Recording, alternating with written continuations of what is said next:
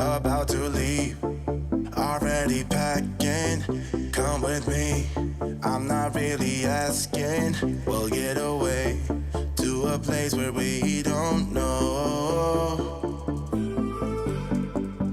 About to see the world in action, what we can be, live with no distractions. We'll get away, this is what we waited for. Take my hand, we'll make it somehow. We can't miss out. I'm done living life with the lights out. Die with my own doubts. Be free with me. Let's be free with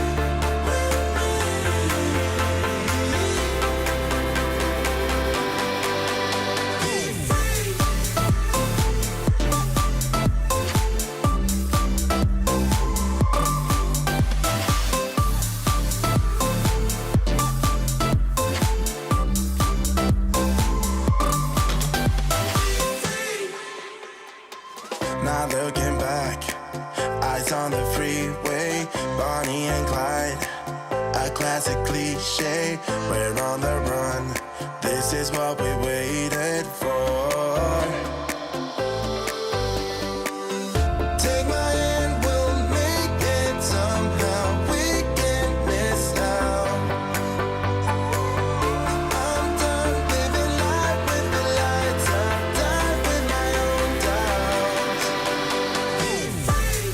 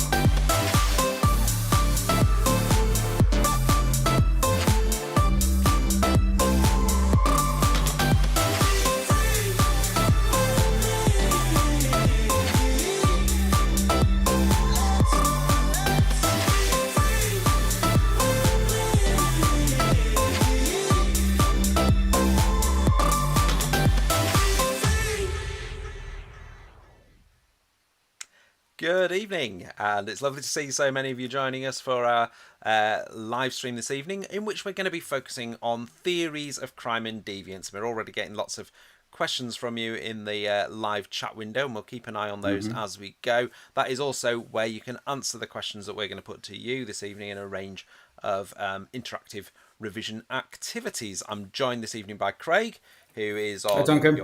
on my right, however you're looking at this. Hi, Craig. Yeah, good So to see you. looking at, yeah. Good. Looking forward to Good. some crime and deviance revision this evening. I am. There's lots of kind of questions coming through already. I can see you've answered one there about specific theories. Will it be helpful for Educast? Yes, I mean largely we do sort of like AQA stuff, but if you're doing theories of crime on Educast, this will be really useful. Will this also be paper one or just theories? We're focusing on theories of crime today. But there are education ones we've already done, and we will be doing another education blast in a couple of weeks time. Yeah, a few weeks time. Keep an eye on our program. We've got lots coming up between now and your exams. In terms of other boards, obviously we're pushing it towards AQA, but these particular ones, the revision blast ones, we're looking at content. So if you're studying these topics, if you're doing crime and deviance, then the content we're looking at will absolutely be relevant as well. Okay, gonna go straight to the presentation. So, gonna start with Craig. We do a nice 5, 4, 3, 2, 1 activity. Okay, so if you've not joined us before, our 5, 4, 3, 2, 1 activity is where we ask you to do 5 of something, name 5 of something, 4 of something, 3 of something, 2 of something, 1 of something. With this session, we're focusing on theories of crime, and particularly we're focusing on functionalism for our first topic. today. So what we want you to do in 2 minutes is name 5 adaptations to strain, 4 functionalists who are associated with the study of crime and deviance, 3 functions that crime performs for society, 2 types of subcultures, according to Cloward and Olin, and 1 criticism of functionalist views of crime. You just write your responses in the chat box. So if you were going to do the 5 adaptations to strain, you might put 5 and then the 5 different adaptations with the functionalist 4 and so on and so forth. You'll have 2 minutes just answering a little couple of questions. Yes, we are in every week except next week. 5, 4. And answering another question. 3, yes, this is AQA. 2. Yes, it is for AQA. 1.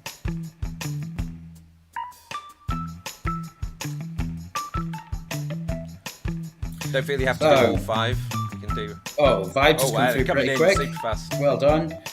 Jessica's come through with 5 as well. Ellie's come through with 5. Excellent. Blair's come through with 5. Excellent. People know they've Merton. Well, that might give away another response there. Johnny, Rabu, both all through with their 5. Excellent.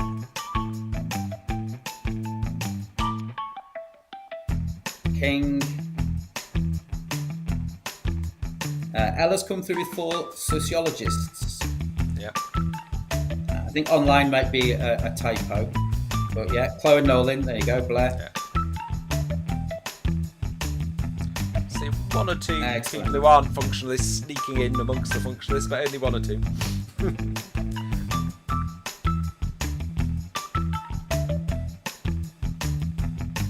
It's going through quite fast for me today. So Polsky, Merton, Davis. Polsky's a good one. Yeah. Criminal, conflict.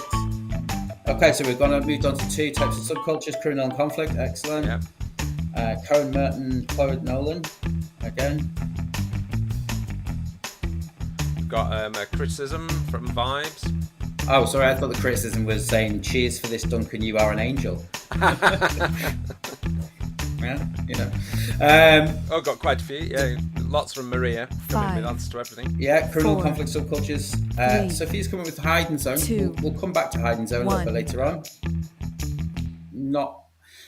It's a funny one, hiding zone, isn't it? Because influenced by some functional, specific functional theory, but not necessarily functionalist. She might come into a later. Yeah, so let's not do that. Somebody's come from the gym. Excellent. Okay, so that was Jack. Right, let's have a look at our responses then. Lots of responses come through. Just looking at some of the criticisms as well. There's I think Nikki and Nafisa have come through with criticisms as well, functioning too ideological. Doesn't say how much crime is positive, doesn't state how much crime is effective. Excellent. Let's look at our 5 adaptations to strain. Most people got these right. Yes, conformity. This is where you adopt the legitimate means and also strive for the societal goals, the American dream. Innovation, where you strive for the goals, but you reject the means and you opt for illegitimate means. Ritualism, where you reject the American dream, but you still conform. Retreatism, where you both reject the means and the goals. And rebellion is where you have an alternative goal and look to adopt that by any means possible. Let's look at our 4. Well done to all those people who got that. And a 5, and very quickly. Someone asked if you need to know all of them. Obviously, it's good if you do.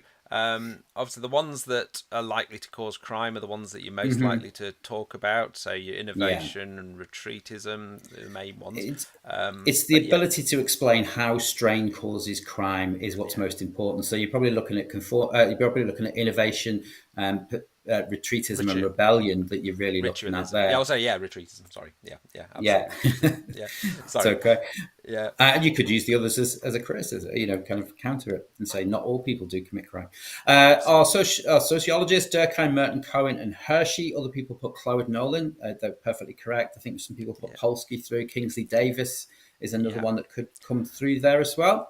I saw a couple of non-functionalists in there as well. I saw someone put Becker and a couple of others. So, there are a couple of people who would come elsewhere in it. So we'll hold those thoughts for later. I did see someone put Parsons, and of course Parsons' concept of the sex role theory comes in with gender and criminality. And definitely a functionalist, so absolutely. And definitely a functionalist, yeah. Question number three, our three, we looked at boundary maintenance, the idea that crime reaffirms social norms and values, the collective conscience, brings people together to condemn the wrongdoers, adaptation and change, how crime can lead to social changes if there's not enough crime or deviance in society stagnates, and the safety valve, it allows people to let off steam in many different ways, which Polsky and Kingsley Davis and so on have explained. Question number two.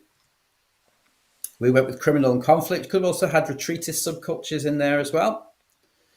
And number one, failure to acknowledge white collar crime, I've gone with, but there was lots of good concepts in there. Hershey is a functionalist. Hershey comes across with a theory called bonds of attachment, which is not in all of the textbooks. It's kind of an older theory. It also links into what's called control theory. Yeah. A couple of other questions I just want to quickly... Oh, sorry, do you want to just finish saying something else about Hershey? Or I was just going to say something like he really reflects on something like why people don't commit crime. Yeah, absolutely. Yeah. I'll just go answer a couple of other questions. Someone said, is this half an hour or an hour? Yes, it is. If we somewhere between those two, I should think. And Neve was asking, are we covering theory, methods and crime in this? Now, this is the theory. We're looking specifically at theories of crime in this particular session. Over the next few weeks, we'll be looking at theory and methods and research methods and theory and debates and all sorts of other aspects of these. But this is specifically on theories of crime today. Okay. Right. We possibly keep talking over each other because there's a slight delay on our end. Yes, sorry if we do that, yeah. Okay. Apologies. We're going to do something called Give Me Two now. So, although I'm sure you'll come up with far more than two, I want you to give me two ways, or way as it says there, but ways would be better, that capitalism could be said to be criminogenic. Before I press go on this, can someone in the chat window tell us what criminogenic means? I'm going to give you a moment to do that. Go on. Yeah, well done. It's crime causing. Yes, it causes crime. So can you give me a couple of ways in which capitalism itself could cause crime? Lots of people coming up with that. Some people are throwing some sociologists at me, which is very good. I'm seeing Gordon and various other people. But can you tell me some ways in which it can? You've got 30 seconds to come up with some. Lots of people defining capitalism being criminogenic for me there as well. Got some answers coming through. Time to explain them a little bit, maybe. So I've got a good one there about. Lots of good ones coming through. I like the one at the bottom there. Jacob just come through. Exploits the working class, which forces a lot of. It's gone. It's gone. Gone through so fast, but it was a good point. Yeah. It was a good point. Yeah, it was. Lots of people talking about causing poverty, alienating the working class, creating inequality. I did see some earlier about promoting competition, promoting false needs, all sorts of very good points there. I've put three up, and you've still got more than me, so there were definitely more than we could get them to.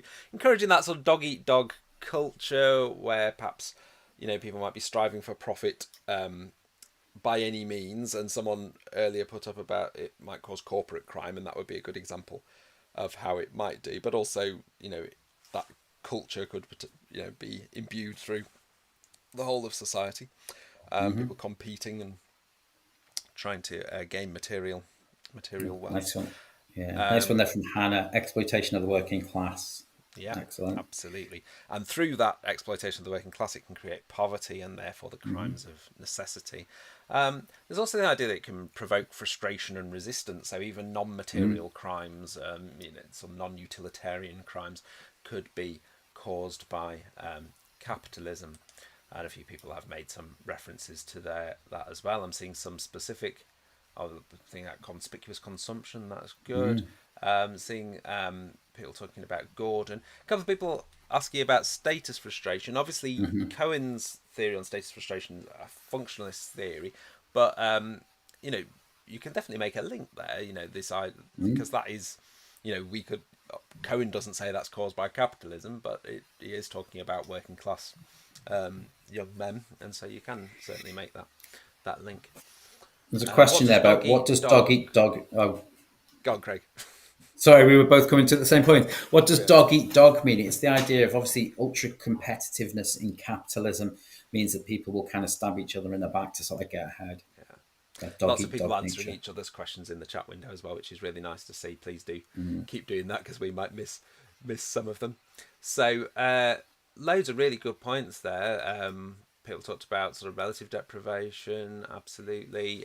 Lots of things you could include in that. I think someone earlier mentioned false need, promoting false needs. So people feel that they perhaps need to have an iPhone if you can't afford it, etc. You can see quite a few links to some of the more functionalist theories there, can't you? You can make links to things like both status frustration, also strain and things, but obviously Marxists are making a different point, that they're saying that capitalism causes this. We've got Snyder, all sorts coming in here. Impressive. Okay, while we're on the Marxists, got a little connection thing.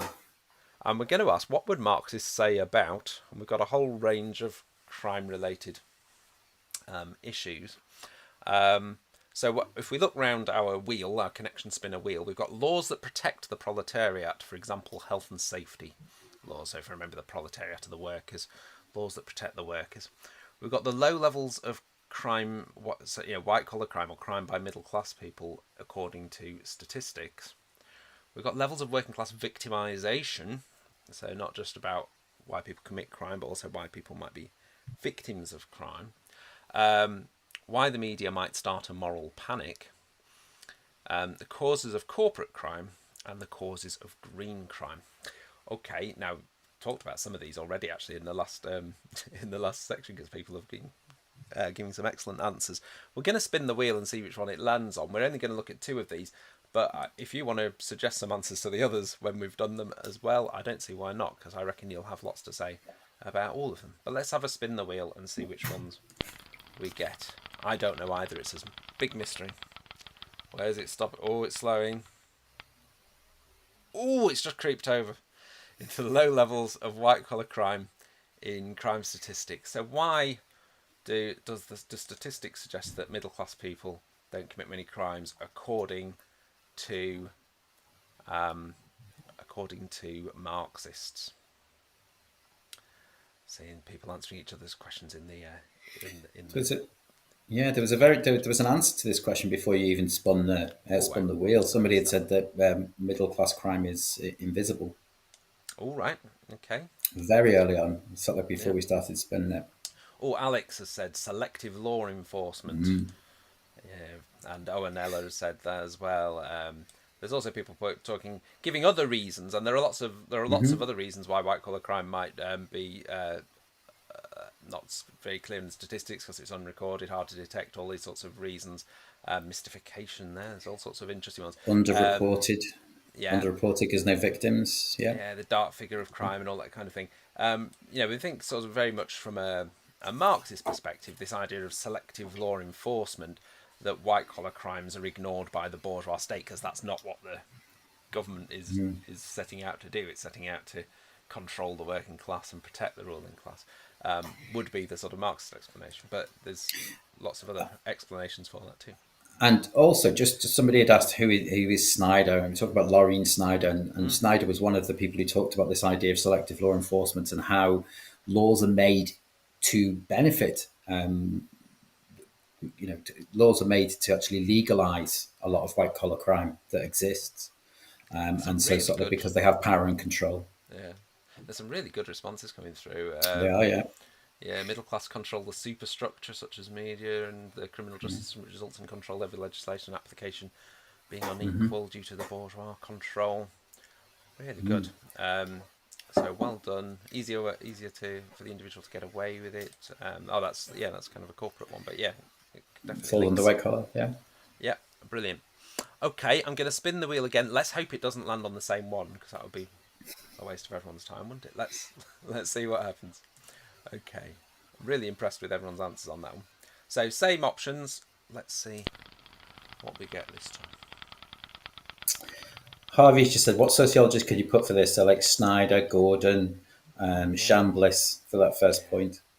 Absolutely, there's a lot talk about that. Laws that protect the proletariat, for example, things like health and safety laws, if, when we think about law creation, Marxists say, oh, the laws are made to benefit the bourgeoisie, what do they say about laws that appear to be there to benefit the workers? Ari said, giving capitalism a caring face. And Elias said links that to Pierce. Very good. Just to comment, there's a couple of questions about green crime coming through. We're going to look at that in a future live stream. Yes. When we look at the impacts of globalization in crime. Keep the working class working to profit the capitalists. Yeah, very good. So if you've got a healthy workforce, they're not going to be taking much time off, etc. It upholds capitalism, keeps the workers happy and submissive. Like that. Provides an illusion Friendly to the face. Yeah. The friendly face of capitalism. I like that one. False class, linking it to false class consciousness. That's a really good point here. Really well done. Okay, yeah, still, Marxists would suggest that these were still designed to support capitalism and the bourgeoisie. For example, a healthy workforce, which or also to prevent dissent or revolution, all that kind of thing. Okay, well done. Lots of responses still coming through. That creating happy, obedient workers, perfect, really good. Yeah, Maggie's put in Tombs and White. Yeah, Box as well. There are other sociologists who are all involved in that. Frank Pierce. Yeah. Oh, Ryan's just come up with that. Pierce. Yeah, I saw Pierce. Health and safety laws give capitalism a caring face. Excellent. Yeah. Really good. Well done. Now, there are other ones up there which we're not going to look at, but I think, it's worth having a think about, who wrote about those or what they might do. So do have a think about those. A couple of people are asking about the victimization ones. Working class people are more likely to be victims of crime as well. And Marxists might have different explanations for that than, say, a functionalist would do. So that's something to consider. We're being spammed with will culture and identity be taught in this live stream.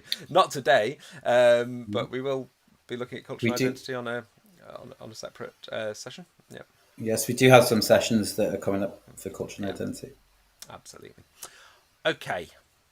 Back to Craig for some realism. Yes, realist theories of crime and deviance. Obviously, we have left realism and we have right realism. In this categorized activity, what we're going to do is we have 8 kind of concepts that you could link to either left or right realism. We're going to give you 60 seconds to split those into, are they a left realist concept or are they a right realist concept? Pretty straightforward. What I would say is I would put in left realism and then the numbers, and then right realism and the numbers, or LR and RR. And what you would do is just put those in within 60 seconds. So should we start on time? Yeah, got a bit of music. Okay, so we've got different concepts. Zero tolerance policy, policing, relative deprivation, socialization, situational crime prevention, social and community prevention, marginalization, broken windows theory, and 8 subcultures. So, vibes has come through. Saying some good answers.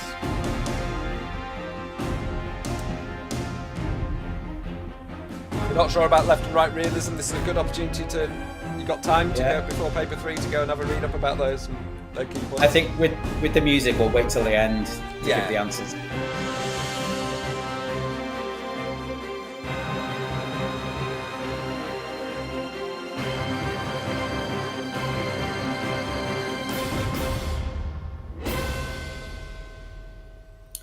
Okay, so lots of responses coming through there. A few questions as well. So like who are the left realists and who are the right realists? Left realists is largely the work of Lee and Young. Right realists, you're looking at the work of James Q. Wilson, Kellings. I'm trying to think of some of the others. You may even sort of like look at some of the new right ideas that linked in with right realism as well. Let's look at some of the responses that people have put. So 1, 3, 4, 7, and 8 are right realism. That's not quite correct. But nearly. In there. Some correct. Nearly, yeah. Iran was put left 2, 3, 5, 6, 8. Close, but it's not completely correct there. Shall we split them down and let's have a look and see where they went? Yeah, that one was very close, wasn't it? But yeah, Okay. It was very close, yeah. So we have left realism, particularly the ideas of, as I said, Lee and Young. The marginalization of groups leads to crime. Subcultures lead to crime as well. Relative deprivation. And they tend to propose social and community prevention schemes. With our right realists, we have zero tolerance policing, broken windows theory, which is Wilson and Kelling's, the idea that we need to maintain the appearance of an area, because as soon as you start to see the presence of broken windows, the level of crime increases. Somebody had asked about broken windows theory in the thing there. Socialization, very much linked in with new right ideas of the likes of Murray, and situational crime prevention, the idea that we will use things like CCTV and things like zero tolerance policing in order to reduce the opportunities for crime. Could also bring in rational choice theory there, Clark, as well. And also potentially environmental crime prevention as well. You could talk about that as well. Environmental crime prevention as well, yes, those come under right realist ideas. Absolutely. Somebody talking about confused about how socialization is right realism. It's the concept that people are socialized into an underclass of criminality. So they're socialized into certain norms and values, and that links in with new right and right realist ideas. Absolutely. KK asked, is situational crime prevention the same as I think you said target hardening? It's disappeared off the screen again now. I think you said target hardening. Yes, it says target hardening. Yeah, is an example. Absolutely, an example of situational crime prevention. Target hardening and designing out are the two main ways in which crime's prevented in the situation. So target hardening with things like anti-vandal paint. Designing out might be anti-homelessness spikes or something like that. Okay. Yeah. And then people are talking about CPTED, which very much, I'm wondering if you actually do criminology as well, because that's a big thing on the criminology course, CPED. What is social and community prevention? It looks at the idea of tackling the causes of crime. So it will look to give people more opportunities. It'll be things like community policing to actually try and prevent crime occurring in the first place. It will be installing card-only electric meters. There's lots of different examples of social and community prevention. Setting up of local credit unions, making sure that there's better opportunities for people within that area. And the idea is that let's tackle the cause rather than tackle the crime itself. And also things like sort of democratising the police, having more community involvement in the police and community police force and community officers and that, community sport officers and things like that. Alexandro, will this be saved? This will be available to watch as many times as you want afterwards. Yeah, it just must stay on YouTube. Okay, let's move on. We've got a red herring activity now. So it's an odd one out. You're going to see four, in the first one, 4 people. And you just need to tell me who the odd one out is. We've spared no expense with the animation. We've got Heidenzohn, Adler, Pollack and Carlin. Bearing in mind what our topic today is, theories of crime and deviance, who do you think might be the odd one out? And crucially, why? What links the other 3? So quite a few people have come out with Pollack. Daisy, Alia have said Pollack. Before I reveal whether that is correct, I want to know why. A couple of other people said Pollack, and see why. What links the other 3? Rainism gave an idea a moment ago. I've seen a couple of alternative suggestions. A couple of people suggest it might be Carlin, but most people are going Pollack. But why? So Vibes said gender and crime. I'd say they can all relate to gender and crime. But so well done for spotting that they're all relating to gender and crime. And a couple of people have spotted that Pollack talks about chivalry thesis, which is true. Vibes, I think, has got the link for the other 3. That the other 3 are feminists. Frances Heidenzohn, Frida Adler, and Pat Carlin were all feminists who wrote about crime. Pollack, who wrote about the chivalry thesis, is a theory writing about gender and crime, but is very much not a feminist. Actually, when you read other things that they wrote. Quite certainly not a feminist. So, okay, well done. Just a little bit about. Actually, no, I'll talk to them more about what they wrote after the next activity. Actually, because we might have some more relating to some of these things in the next one. We've got another. Sorry, not the next activity. The next example of some red herrings. So we've got patriarchal control, gender deal, class deal, and liberation. What do we think what do we think the odd one out is? Lots of people have identified what Frieda Adler wrote about, by the way, because someone asked in the chat window, and lots of other people have said, liberation thesis. What do we think the odd one out might be? Vibes has come up with a response there. Thinking liberation, the others about what stops women, stopping crime. That is what I was going for. I can see why some other people have gone for class deal. I understand why you might think, the others are all about gender and that one's about class. But yeah, all the others are ways in which it's been suggested by either Pat Carlin or Frances Heidenstone that women are controlled.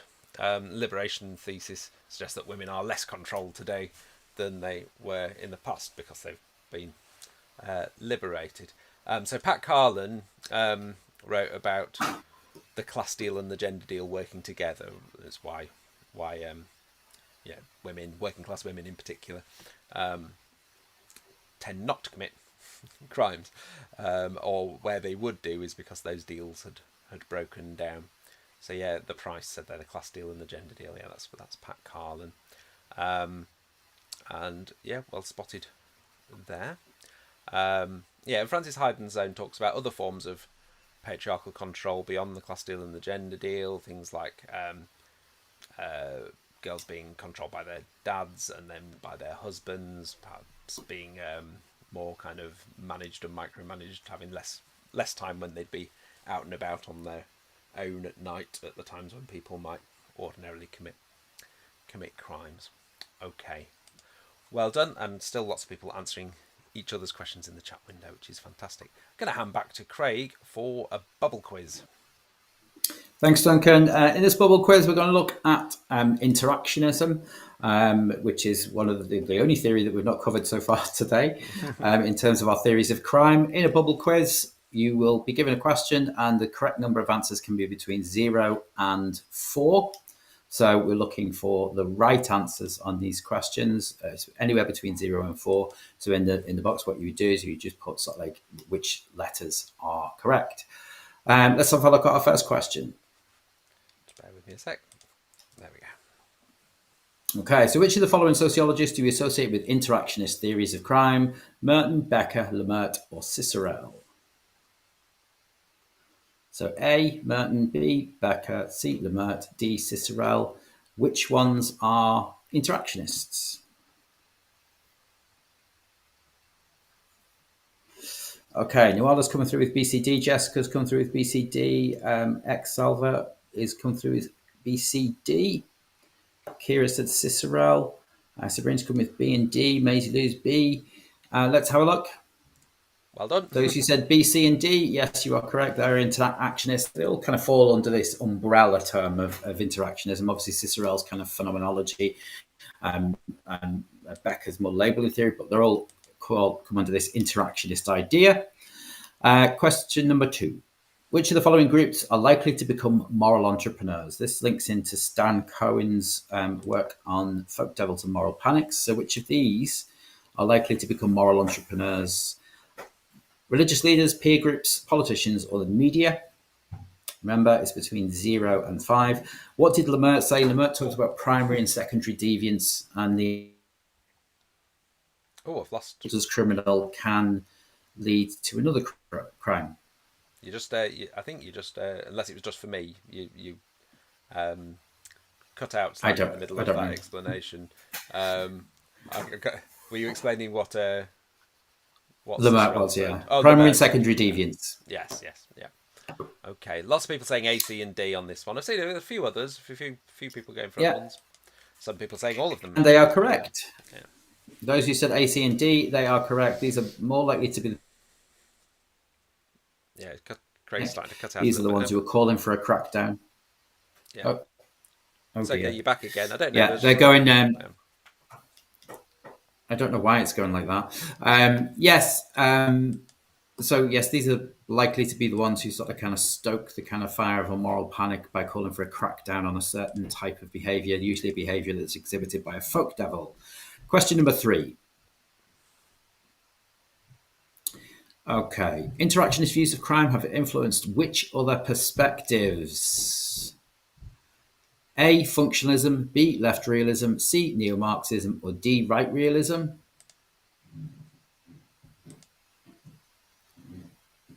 Interactionist views of crime have influenced which other perspectives? Functionalism, left realism, neo-Marxism, or right realism? Vibes and Dania have both said neo-Marxism, and I think we can give some examples. Yeah, think of some examples. I've also seen some people going with left realism. A couple of other suggestions. Should we have a look? It is correct. B and D. B and C. Left realism and neo-Marxism. So the work of Jock Young was very heavily influenced by. Jock Young sort of moved from interaction towards left realism. Young, who did the study on marijuana users in Notting Hill, and obviously neo-Marxist ideas are very much influenced by labelling and how there is a wider societal reaction to crime. So, for example, the work of Hall and Gilroy and things like that. Absolutely. Question number 4. Which of the following is a valid evaluation of labelling theory? It fails to explain the cause of crime. It fails to acknowledge the true victims of crime. It explains the wider social reaction to crime and deviance, and it can be seen as deterministic. There's quite a few questions coming in about the last one, so I'll just try and spot a couple of them. Someone asked how is left realism linked to interactionism, and then someone else asked if left realism is, how come right realism isn't, which is Well, left realism looks at kind of the concepts of marginalization and subcultures and the way in which individuals are labeled in society and sort of like how it leads into feeling like outsiders then commit crime. Whereas right realism is very much a blame-centered approach. It looks at those and it says they are to blame, whereas left realism is a little bit more on the side of those who are disadvantaged in society. Got quite a range of answers for this one. Some people are saying all of them. Some people picking out specific ones. If you said all of them, you are correct. Remember, an evaluation doesn't have to just be a criticism. It can also be a strength. It can also, it can be an alternative. It can be a limitation, or it can be a piece of evidence. So all of these. Sorry, you keep going, Craig. Yeah. So all of these are valid evaluations of labelling theory. It does fail to explain the causes of crime. It tends to look at the societal reactions to crime, which leads us to C, explains the wider social reaction. It doesn't often focus on the true victims of crime, the people who've actually been victim of crime, and it almost creates this idealized image of criminals in a way, romanticizes what they do, and it can be seen to be deterministic. Many people will reject the label and go on and not have criminal careers. As is often the case, people could counter-argue some of these evaluations, couldn't they? So if I'm sure if Becker were able to respond to the idea of it being deterministic, he would say he never said that everyone who was labelled would go on to take it on as their master status, just that process does happen. But yeah, it could. It's definitely a good evaluation you could put forward. And you can certainly see that when you look at the levels of crime and how levels of criminality are quite high when you're in late teens, early 20s, but then as you get older, the level of crime drops off. And so not everybody lives up to this master status and not everybody goes on to have a deviant career. Question number 5. Which of the following concepts are associated with interactionist view of crime? So the typifications of criminals, social construction of crime, deviancy amplification spiral, and primary and secondary deviance. We may have answered a little bit of this already.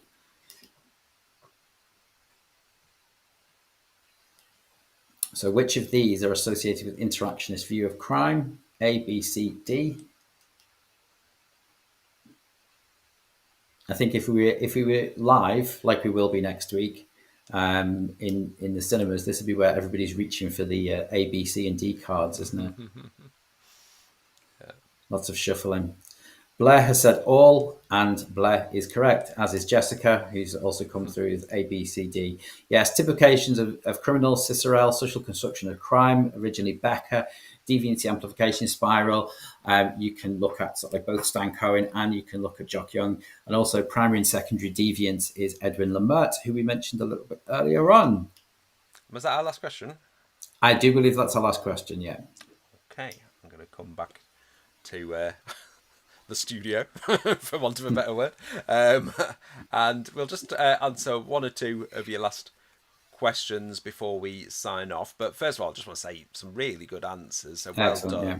And those of you who, one or two people saying, "Oh, I'm not sure I know this," or "I'm a bit worried about this," this is paper 3. You got a nice bit of time now. So if anything we've brought up today, you think I'm not sure about that, then that's great. That's like when you're doing your rag rating, isn't it? That you've spotted a gap. They're the things you want to focus your revision on, rather than the stuff that you know really well. You want to focus your revision on the stuff that you're not sure about. So it's good to identify some of those gaps in these sorts of sessions. We've got a question: what is typifications of criminals? And we've got what is deviance amplification spiral? And I think we've got a question about primary and secondary deviance as well. But if we go with the what does it mean by the typification of criminals, and what's the deviance amplification spiral?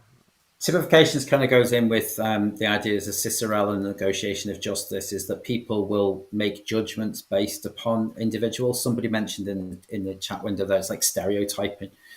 So what you will have is particularly working class boys will tend to be typified as being more criminal, whereas somebody who's middle class may be less likely to be seen as criminal. What was our next question? Deviancy amplification. Deviancy amplification spiral, yeah. Deviancy amplification spiral, it's kind of a development from Folk Devils and Moral Panic. So it's this idea of the more attention that is paid to a specific form of crime, it will then end up creating more crime. So an example might be something like knife crime. The more you see stuff about knife crime, the more people will carry knives, or the more people will be pulled over, and it will kind of create this idea that there is more knife crime than there actually is. And our final one. There's loads of questions coming, but we'll just take one more. Quite a few people asked for and it'll have to be a very brief overview, but the difference between right and left realism, or just what is what is realism. But we'll just do a very brief overview of that, just to where it fits in, I guess. The main thing is it's kind of a criticism. Both sort of came about in the sort of 1980s-ish, I would say. A criticism of traditional sociology of crime, saying that most of them were too theoretical, which is funny because we talk about theories of crime today, but there was too about